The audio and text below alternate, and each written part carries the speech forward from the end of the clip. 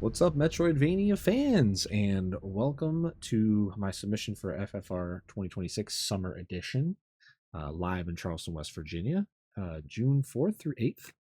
And you may have recognized me from the last couple marathons.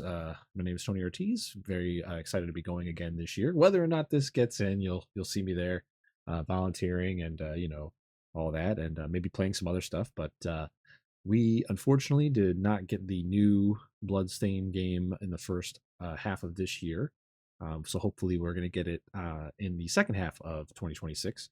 But since we're not getting the new game, I wanted to run through the old game again and just kind of give a little bit more different of a take on what we've already done. We've kind of already shown off all the cool stuff you can do with the main two standard categories of playing, and they can go absurdly wrong and run long because the game's so big, and there's not a lot of logic or any at all to our built-in randomizer that's in the game. But this game is unique because it is one of the very few games out there with a built-in randomizer mode, which we are going to utilize. What's cool about that is it lets us play randomizer across different platforms with each other. So there's a lot of people that play on console, and we're able to play with them the way that we just unfortunately cannot do that when we use some kind of mod that's locked to PC. So we're going to utilize that in this run. And what's different about this run is that this is a spoiler log percent run. So you may have seen this with other randomizers. We have somebody vet the seeds for any kind of competitive or showcase activity because we want to make sure that the seed is completable. We don't have logic in there to make sure that it is. It's a lower percentage that you can't finish, but the more things you randomize, the higher that soft lock percentage goes. And we often will record some of the information along with the seed that we vet, just to make sure if we share it, somebody gets stuck, they can look at, like, say, where the key items are. Maybe if you're a newer player, you don't know exactly why you can't progress, and that comes up a bit. So we're just taking this to the next level. We have a spoiler log over here. I have not looked at this. This is seed vetted by my friend Axel, who, if you may remember, ran co-op with me in December and ran a bonus run last summer. And so I haven't seen this log. I have it in down below here. And it's basically, it's not everything in the game because we have to actually just write things down manually as we play, but it's most of the important stuff. And he didn't find everything, but he's found plenty for us to go ahead and complete a max chaos run with what we have here. So what I'm going to do is, while I'm entering this, I'll just kind of go over a little bit more about what the randomizer asks of you to share this kind of stuff in between each other. And then I'm going to basically look at this for about a minute, plan a route, and then we're just going to go. We're going to finish it as fast as we can. Now, there's still lots of RNG that we have to deal with, shard drops and all that other stuff. But this way we can kind of get a max chaos run in a much smaller window, and also kind of show you what can happen if you get really good luck, or if you just like know what you're doing, and how fast you can actually beat this thing, even if it's randomized, right? So we'll go here into the randomizer mode, pick any empty slots, and you can name your character whatever you want. So we'll just put in all right, and we're gonna play on normal. The difficulties kind of change how the game plays in terms of like how the enemies interact with you. So normal is normal. Hard, a lot of the bosses will have extra attacks and more HP. And then in nightmare mode is the same as hard mode, but you don't gain XP. You're like stuck at level 1, so you have to like get your HP and MP up by finding drops and so on. It's a little tough, but obviously normal is the fastest, so that's what we're gonna play on. We're gonna hit use existing, and when you generate a seed in the game, it generates a string of numbers for you, and you just type this in after someone shares a string of numbers with you, and you'll be able to view this on the pause screen. 5121072264. You can see it there on the sheet. And you can see the flags here. I've explained what these do in previous runs, and also I have a tutorial series that is modular for this game. So if you want to check that out, it's on the YouTube channel, and you can learn as much as you want or as little as you want about the game. Like I said, it's every little there's a bunch of videos in a playlist, and they're split up, and each one covers a different part of the game. and all the basics. So we're pretty much going to just talk about this run. We've talked about the mechanics. If you're familiar with Symphony of the Night, a lot of the mechanics are similar. If you're familiar with the other Metroidvanias, specifically the ones that are made by Igarashi, so all the ones on GBA and most of the ones on DS, I think, or all of them. And in this game, they're very, very similar. They all kind of borrow and share mechanics, and we're the next game is going to also borrow and share some mechanics as well. So, all right, I'm going to hit confirm here. The timer actually doesn't start until you move, which is great. So then now I'm going to go ahead and, for the first time, actually look at this thing seriously and see what my route's going to be. All right. Okay, so Jeebel's glasses are the first item that we have on the list. That's what gives us infinite MP. That's very important. That's an accessory that's in the castle entrance Sabnock room. So that's the first Sabnock room before we get to the garden. Okay. Yeah, so that's like actually it's a big room with platforms and stuff, so we'll actually pass right by that. Sabnock has accelerator. That's our super speed. It's in a bunch of different Metroidvanias. It lets us run really fast. It ticks down our MP as we go, but that's important. And then we have all the movement shards next. We've got double jump on Sima, which is on this boat. High jump on Silver Wolfman, which is later, so we might not actually even pick that up. And then inverts in the safety location, so that's interesting. That gives us access to most of the castle right away. Reflector Ray on Killer Barber. I don't think we're going to need that at all. Ooh, okay, this is a double safety, so the sword's in the safety spot as well. Dimension shifts on Tracer. That's towards the end of the game, so don't really need that. Bromide opens up another area of the castle, but I don't think we even need that considering. So now I see where all the movement is. Now what I'm going to do is look at the next set of stuff, which is some gear that makes us survivable or helps us find stuff. Tower first 3D room. Chest above top door. Okay, so I might want to grab that because that's a high luck item. Aegis I might want to grab as well. Top of chapter. Okay, we can grab that with invert pretty easy. And then so I'm looking for offense now. The rest of the shards, for the most part, in the middle section are all offense. So Void Ray is very good. Ovepar right away is going to give us Tis Resign. That's pretty cool. Oh, Bulleye Blast is behind Bromide, so I would consider that, but I don't have to stun lock any bosses, so I'm probably just going to go for Void Ray here. Taib is on Water Leaper. That's pretty good, but we're going to pick up GG's anyway. I don't even think we need to go into the caverns at all. Flamethrowers on Blood Grinder Knight. That's pretty good. That's on our way. And Standstill is also on Mort. Where's Aqua Stream? Carriage Mort? Yeah, so my plan is going to be to just ignore, for the most part, most gear. I'm just going to get the 2 safety stuff that we need to beat the game. We're going to pick up the GGs. We're going to get the accelerator, the double jump, and the invert safety. And then I'll probably scoop Mimic in the library area. And we'll use Tis Resign early off of Vepper. And then I'm also going to grab Aqua Stream off Carriage Motor, which is also in the library. We'll be able to pick up books to raise our power.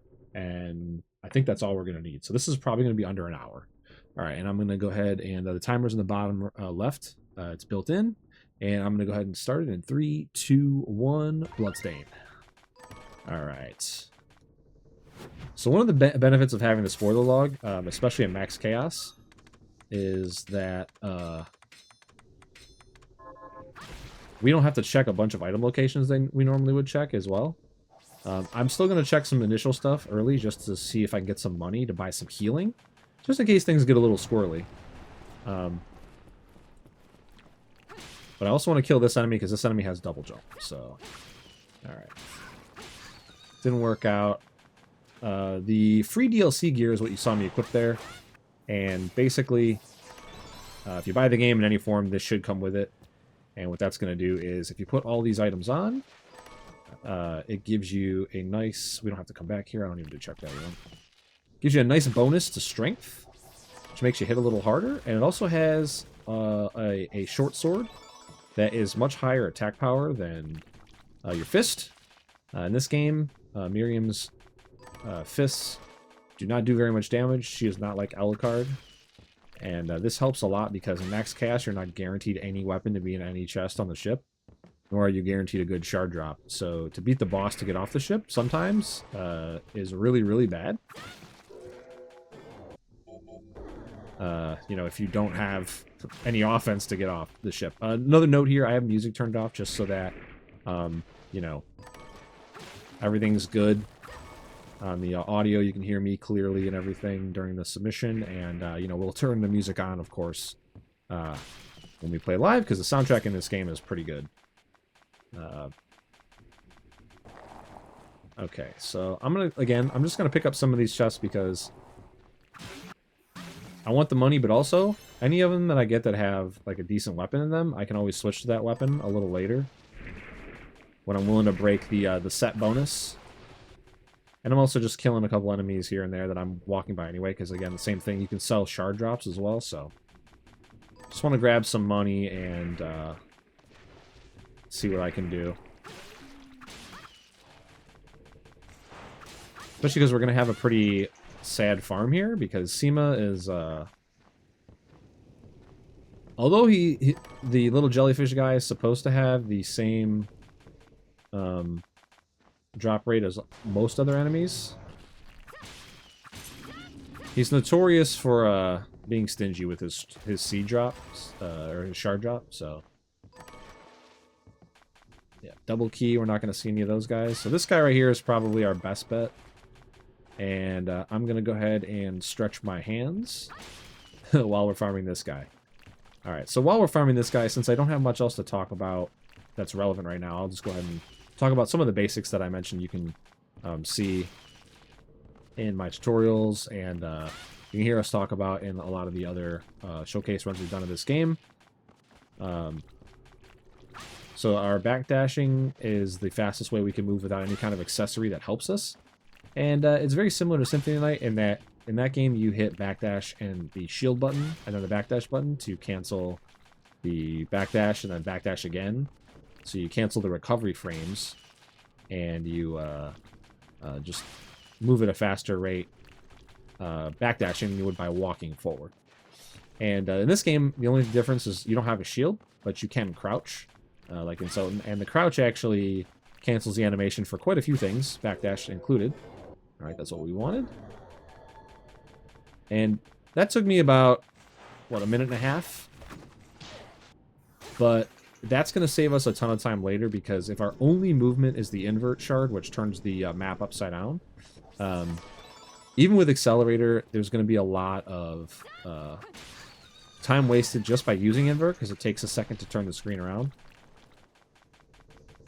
And there's going to be a lot of time wasted turning the screen back right side up, because there's things we can't do while we're upside down, like go through some doors, open any chest, all sorts of other stuff.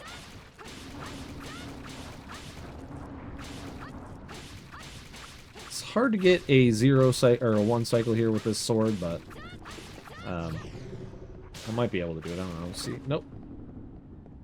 Couple hits short.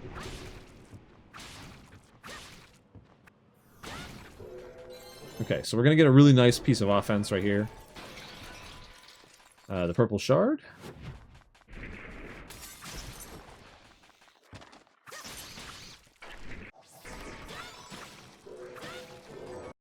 Ooh, good drops.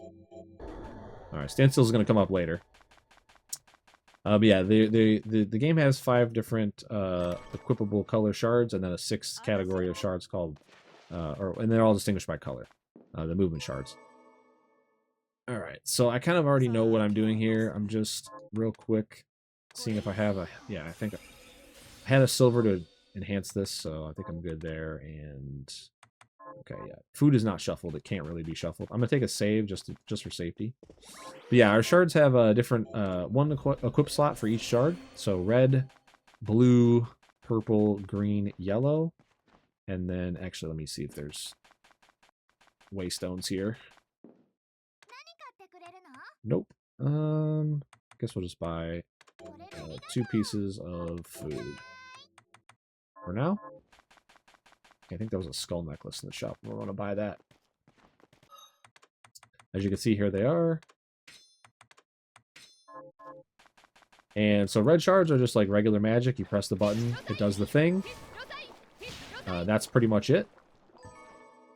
Warp room here. It does what it says in the tin. You don't see a whole lot of red shards used. just because they cost a lot of MP, and a lot of them don't do a ton of damage. But when we get that infinite MP accessory, you're going to see quite a bit more here. I'm just going to, again, I want some money because I want to buy some healing later, so I'm just picking up stuff to sell, basically.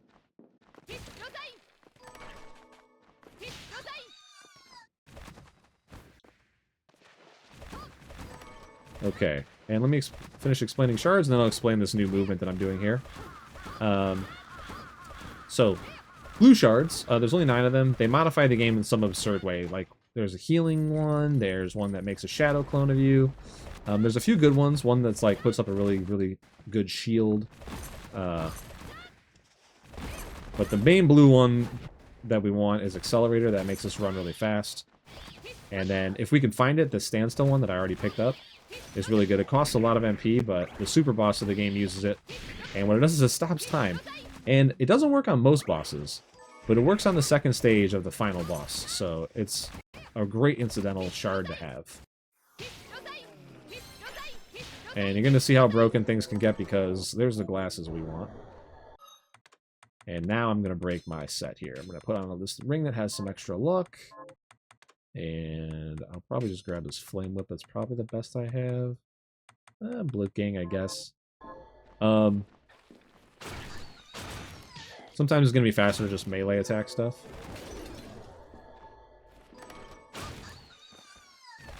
Also, now I don't have to worry about conserving MP as well, so I just kill everything.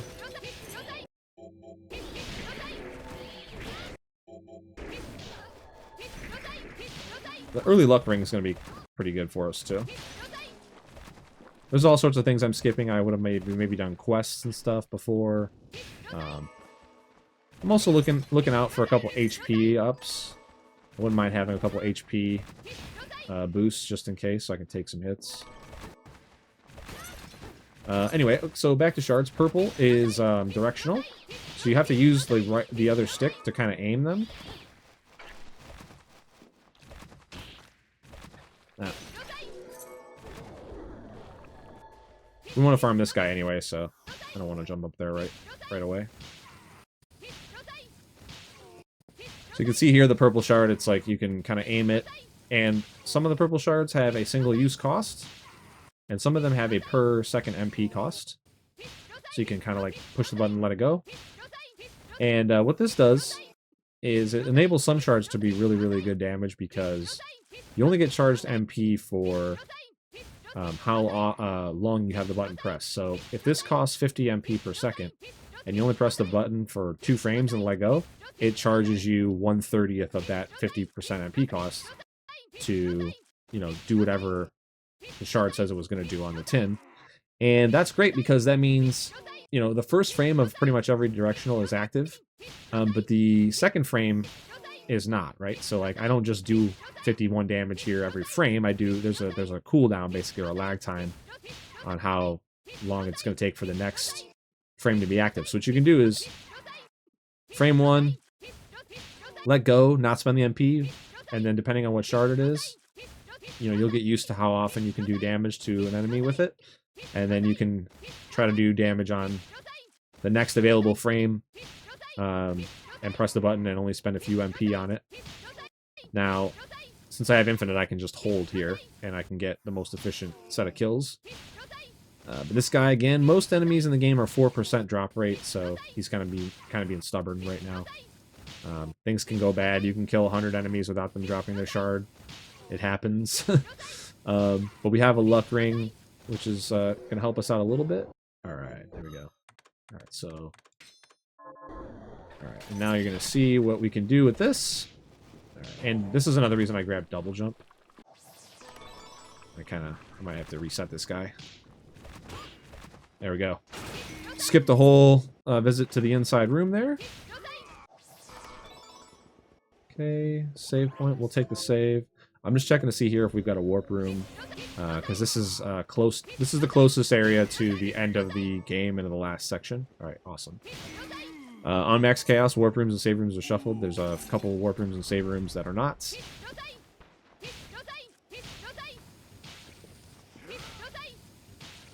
So this boss, everybody hates this guy because he's a definitely a skill check. The base game. He basically teaches you that you have to learn how to dodge things, and you know, there you go. He's down.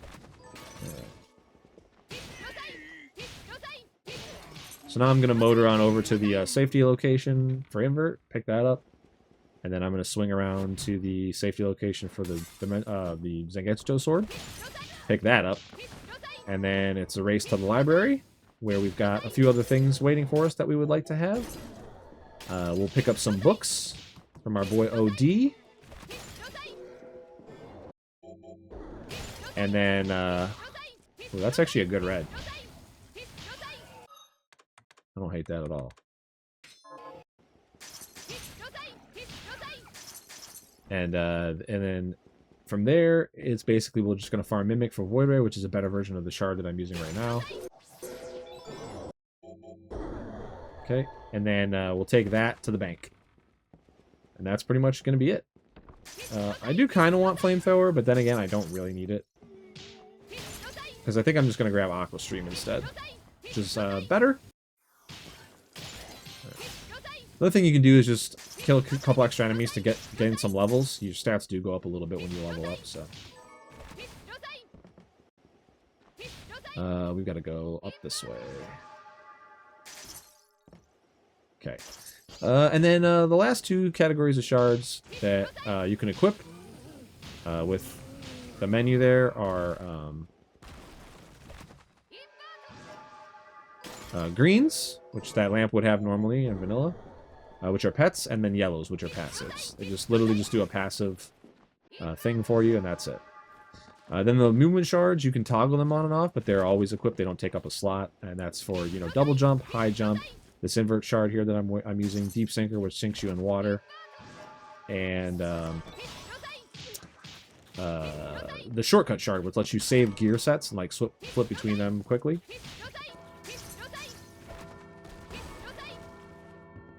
Okay.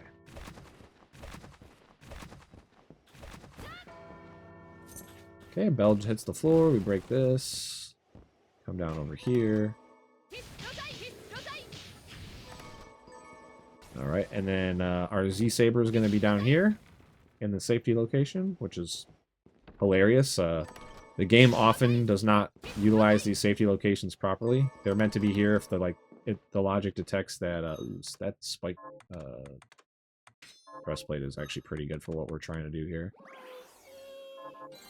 It lets us lets us do damage to enemies when they touch us, and that actually gives us more space to like run through enemies or like damage boost through them. It's pretty cool. But yeah, so okay.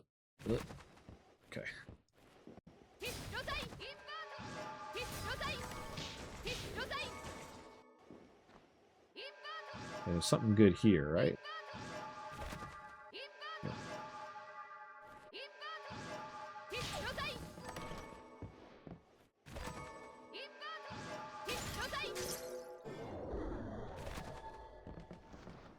Am I reading this correctly?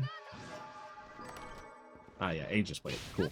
Now that thing lets us take no damage from hazards. So like spikes, lava, stuff like that.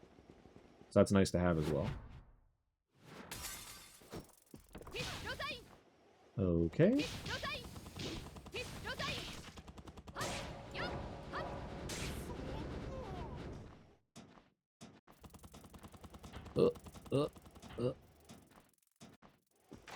Yeah, I guess I kind of went through the double jump movement a little bit too fast. Didn't have enough time to explain, but basically this dive kicking you can cancel by being neutral. It actually works almost the exact same way it works in Soten. I think it does. But basically you can dive kick, and as long as you're neutral when you land, you will just not like crouch or slide or do any of that stuff. And it's actually faster than backdash canceling if you can do it perfectly. Ooh, that cursed ring is nice. Again, I'm just grabbing stuff to sell it.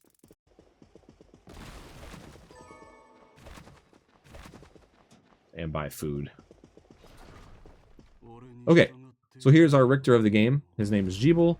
We do X amount of damage to him, and when he gets to a certain percentage, the little moon up there is going to change, and we have to hit it, or we get the bad ending when we accidentally kill him. So.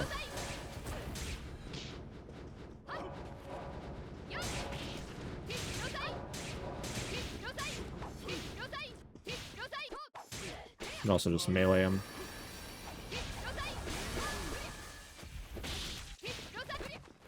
Oh.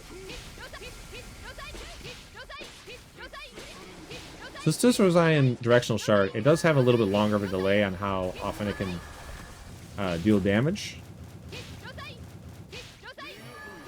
And the Void Ray shard I'm going to pick up is much faster. DPS, basically, damage per second.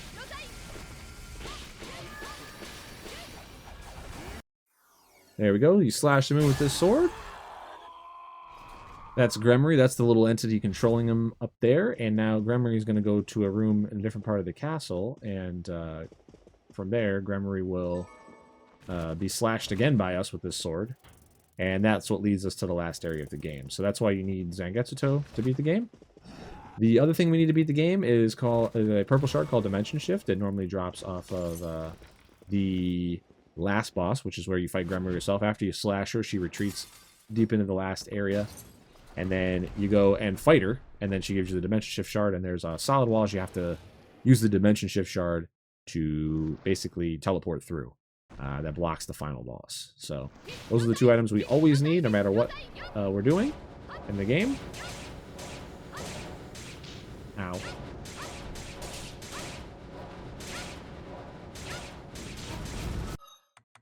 Oh, let's use some food. You can cancel level up animations and picking up stat ups and stuff with the start button. It's not a commonly known thing, something I had to ask about when I first started playing, so there's that. And then... Alright, so our farm for the better offensive shard is right here.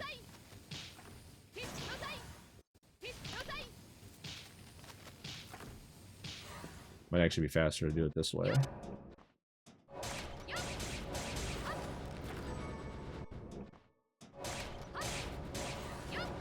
Yeah, so every shard can be really good when you have infinite MP, so.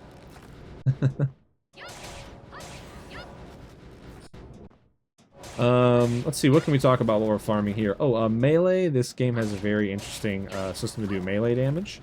Like I mentioned with the shield canceling, or the backdash canceling, you can also use ducking, backdashing, and jumping in conjunction with your melee swings to get more melee swings in and cancel recovery animations of those melee swings. So that's a thing. There's a lot of players out there that are pretty good at it. I think there's like at least 4 or 5 that are very, very good at it. I'm not that best at it. I'm decent at the Soten style where you can like jump and jump cancel. Alright, I'm going to show you the difference here between these two shards. How fast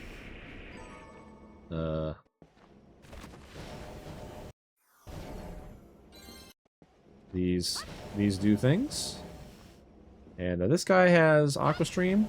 Normally this is how we progress into the caverns in the vanilla game. We can already swim because we have invert. You can swim by turning upside down and then jumping up through there, but Aqua Stream is going to be a really good offensive shard for the second phase of the final boss when we freeze time. And it also has a unique property. It's only 1 of 2 shards in the entire game where you can actually make it deal almost double the damage it normally would deal by exploiting the way the shard animates itself. So I'll show you when I get it, but basically the long story short of it is, if you crouch while you're using it, the game will create another hitbox and animate the thing that hits the enemies, right? So then if you uncrouch, you get the normal animation. And if you just crouch and uncrouch over and over, you actually end up creating as many instances of the damage and hitbox as you can press crouch and uncrouch. So you can do a lot of damage really, really fast. Alright, so we're going to borrow this book that makes all our purple shards do more damage. I'm going to do a quick little love tap here on the librarian. Same as in Soden, if you tap him, he drops some chests for you. Okay, then I'm going to probably just leave.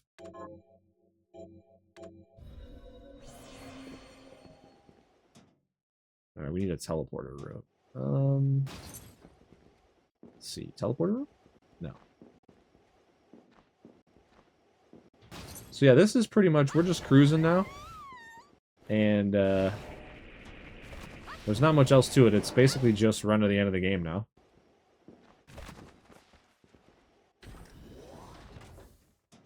It's easily beatable what we have. My HP is a little low, so I just have to buy some recovery items to survive stage 1 of the final boss.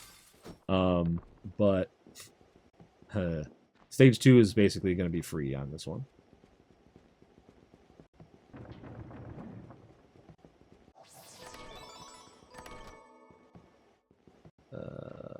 I can't do that yet. I can do this.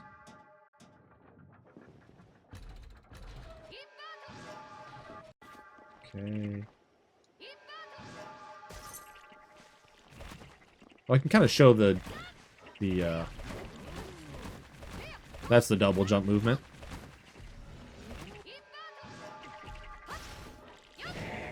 Just for posterity.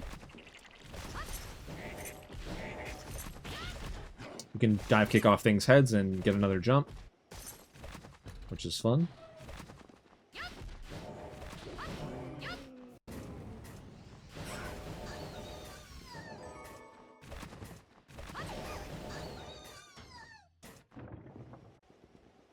Nope, teleport. Okay. Alright, well.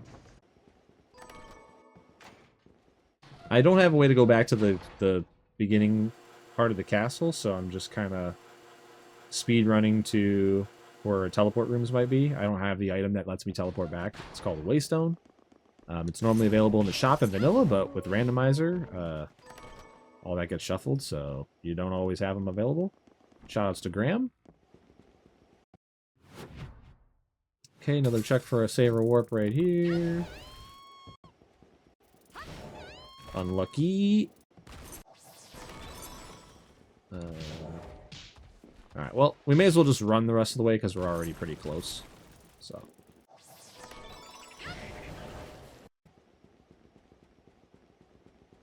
This also will work, I guess.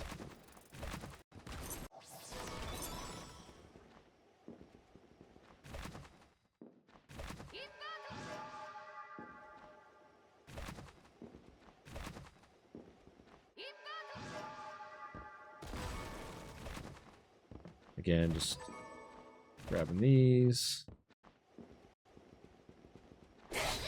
Okay, so that's opens the last area. Before I go in, though, there's no guarantee. There's like 3 checks for a teleport room. There's no guarantee that we're going to find one, though, so I'm going to go ahead and just take this teleport over here that I know is a teleport, and we're going to head back and just do a shopping trip and make sure that we're good to go. I can also pick up another book real quick. Oh, no, I can't, because there was no teleport by the librarian. So yeah, we're just going to have to suffer with the one book. Is what it is. Didn't even kill. Alright. Nothing there. Nothing here that matters. You can level up your shards. There's all sorts of cool stuff you can do. Okay. So let's just sell everything we don't need.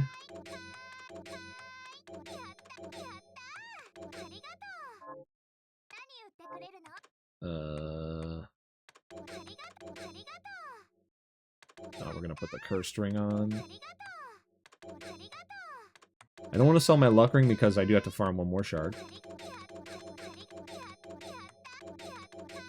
We never sell Graham out of respect.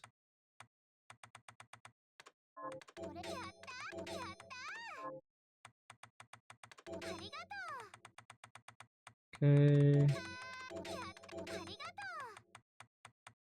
Alright, and now we buy food.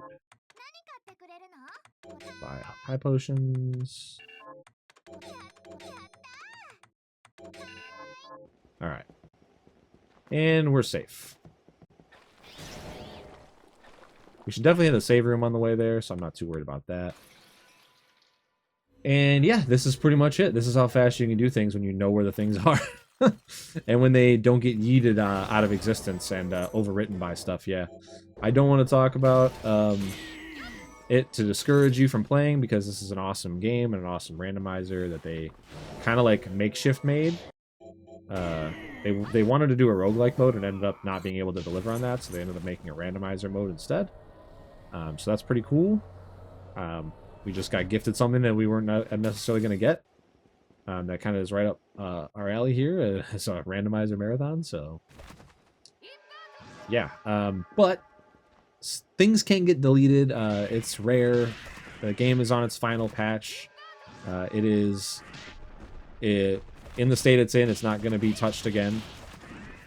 So even that is like a little faster than inverting and uninverting to get over that guy. But there are unfortunately some things in the game that can, like, they're supposed to be upgrades and nice. A more rare component can drop, and sometimes it overwrites chests. It's only supposed to overwrite certain chests, but when you randomize them, the game doesn't know how to distinguish the randomized chests, unfortunately, and it kind of throws everything. Oh, I have to fight this guy. This is why we grabbed Aegis Plate, actually, right here. And we spent all of our money, because this guy steals your money and gets his HP back based off of that. Alright, now you get to see the Aqua Stream in action.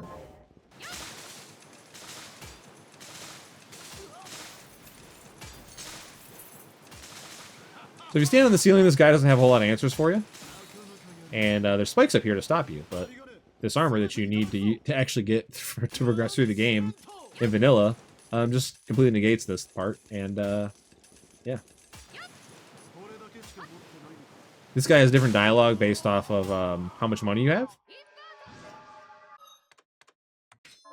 It's kind of funny, actually. He makes fun of you for being poor if you have no money.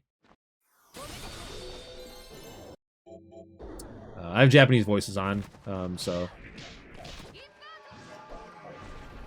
For those of you who don't speak it, sorry you couldn't understand what he was saying, but, you know, maybe I'll play with English for the marathon for once, because if I'm the only one running, that'll be fun. Everybody gets to hear David Hayter as Zangetsu.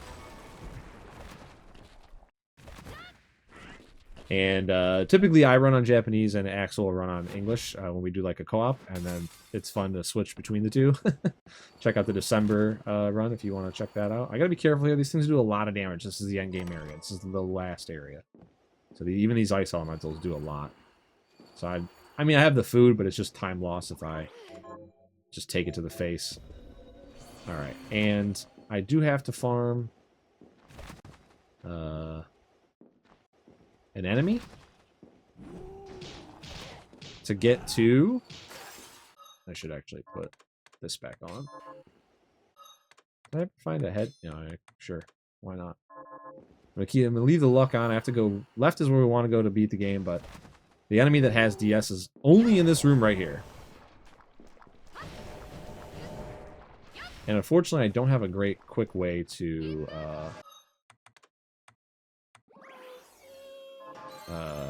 reset this room, so...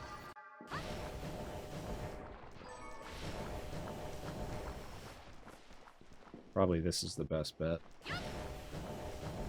Yeah, so when you want to farm stuff, you want to try to farm enemies in spots where... this guy also drops the thing that powers up the shard I'm using right now, which is fun. Oh, there it is. Never mind. Didn't even get one. Oh, wait, no. Is Dragon Wrath? I don't remember. Anywho, that's the shard we need to teleport through walls. We're out of here. Not even gonna uninvert. Unvert? Revert? I don't know. Oh. You can actually do that easier if you're not inverted. All right. That's that. That's why we need that, just to get through that room right there. It also has a bunch of stuff you can do that's kind of interesting with verticality if you find it early. But yeah, here's the final boss.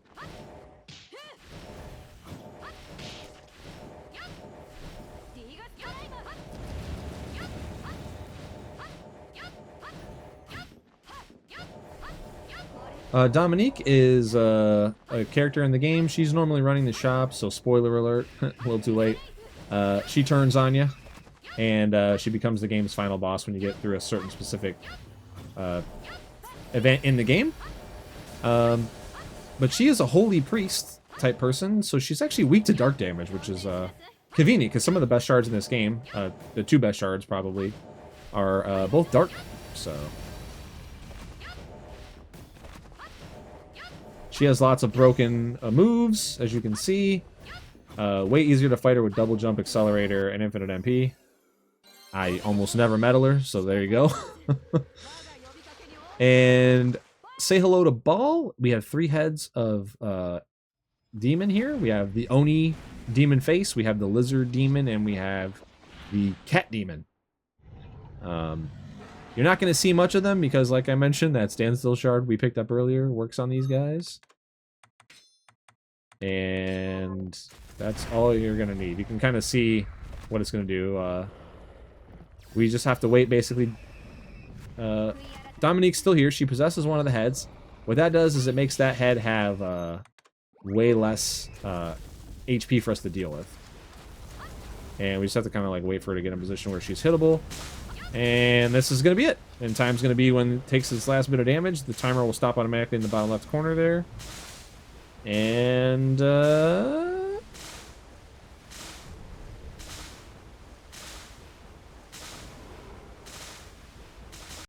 time. There you go. So pretty quick, only 32 3/4 minutes there to get through.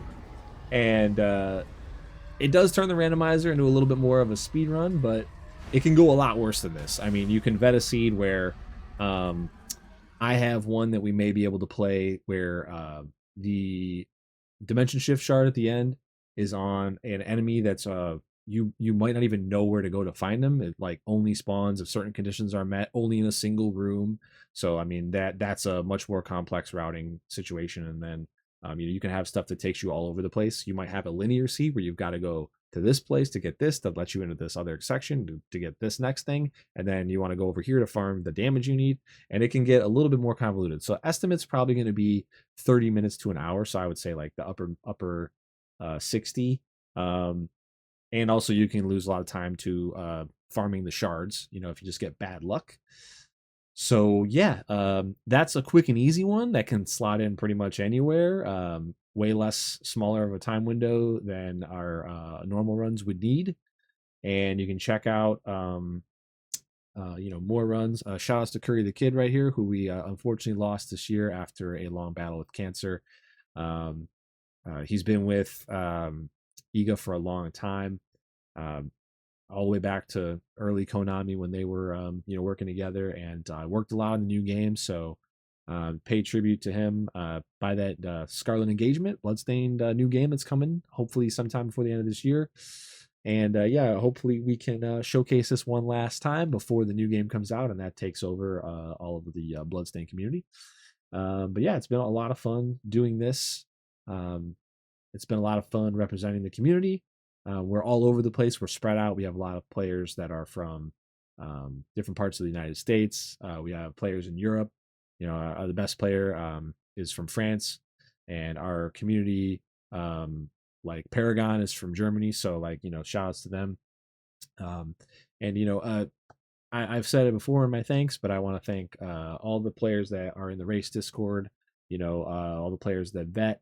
And I mentioned all our names before, but real quick, we've got Fran, Jupiter Climb, Axel, Amadeus, and Yeezy, Yeehaw, my main man. And then we've got people that vet for us. We've got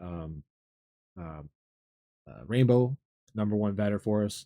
And I just want to say another special thanks to my man K Drive, Karushi Drive. He's a fighting game player that plays a game that I really like called Under Night.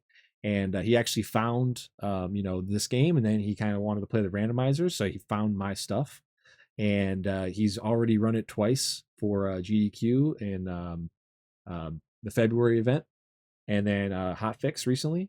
So I mean, that's what you can do with this game. I mean, you can pick it up, get familiar with it, check out tutorials on how to do the randomizer, and just practice a little bit, and you can be showcasing this game on a massive stage. So I'm super happy that we were able to pull some people in, um, that haven't really even played much Metroidvanias before, and they just like to look at this game, and then now they're taking this game all the way up to that level and getting that many eyes on it. So, super excited. And if you like traditional Vanias, there's 2 traditional 2D Nintendo style Vanias that they made, Bloodstained, Curse of the Moon, and Curse of the Moon 2. You can check those out. They're a lot of fun, and same characters and stuff. So yeah, just happy to represent the franchise, and happy to do stuff for the great charity that we support. I live not too far away from that area. Midwest is my part of the country as well, so always happy to help out some of the smaller charities that actually really need the help, that don't get as many eyes on them, don't get as many donations and stuff like that. So super happy to be here. Love randomizers, and if we get this in, great. If we don't, I'm still gonna see you guys anyway. Looking forward to it. It's a really fun place to go and hang out, and I'm so glad we're back doing it in person live again. Excited to see everybody in June. I'll bring you some Verners, and we can do a lot of things with this. We can talk a lot less about the base game. I definitely will have a commentator if somebody's available, depending on the scheduling.